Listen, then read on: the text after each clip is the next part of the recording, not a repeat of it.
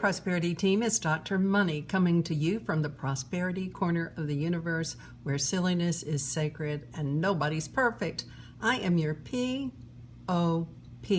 your professor of prosperity, and I'm here so that all of our lives can pop with prosperity. Developing a prosperity consciousness really involves only one thing, and that is the feeling that there is enough and that we have enough. I was raised in a family that just felt like there wasn't enough. And there was talk about money and not having enough money. But I think we did have enough money. I don't think there was ever a time that our lights went out, our water went out. I think that we had enough money. But because I had that non-prosperity mindset, I grew up and created situations in which I had to be worried or concerned about money. Well, I didn't have to be worried or concerned about money, but many times it was very, very thin in terms of my money and making it work out. But I did learn prosperity techniques and I applied them, and I always had enough money to pay my bills, even when my salary was maybe $700 or $800 less than what my bills were. Somehow I managed to pay them during those times and have a perfect credit rating. Yet one thing I noticed along the way in these 50 years of moving through the idea of prosperity consciousness is that even though I could get the things I wanted, the enjoyment or the pleasure or the appreciation for those things often faded very quickly. For example, I'm in a new house now, and one of the things I've always wanted for years was a hot water on demand, and I have one. Well, isn't that great? Well, it really didn't change my life very much at all.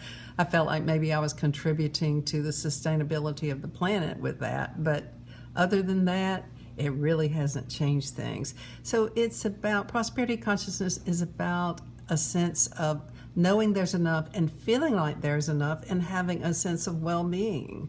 So that's why I talk about this stuff, because since I was raised in a community and a culture that celebrated lack, that loved the drama of not enoughness, and I just kind of took that on as an identity, then I get this prosperity nervousness when bad things happen.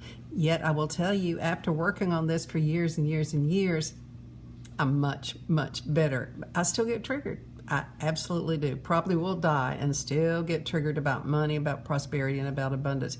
Yet, for the most part, I'm so much better. And that's why I do my work.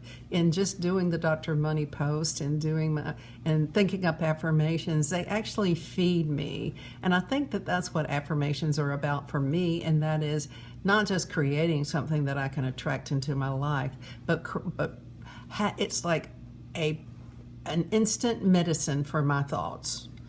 It's like taking a pill, an aspirin to bring a fever down. Then I take an affirmation to take my worry down. And then it becomes a part where I just feel really good when I listen to this affirmation. It's all like, oh, great. It's like, I am enough. There is enough.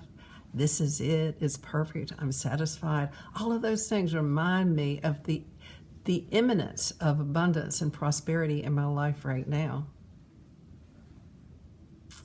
Let's take a deep breath and receive some of that good.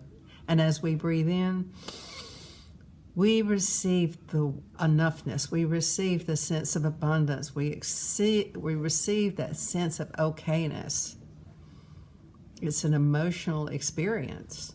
We can feel it in our body. When we breathe in our good, our body just relaxes. When we're in lack, our body contracts. So we breathe in our good, and as we exhale with the intention that all other beings receive their good as well. This is Dr. Money, and I want you to remember one more thing for sure, and that is that I love you.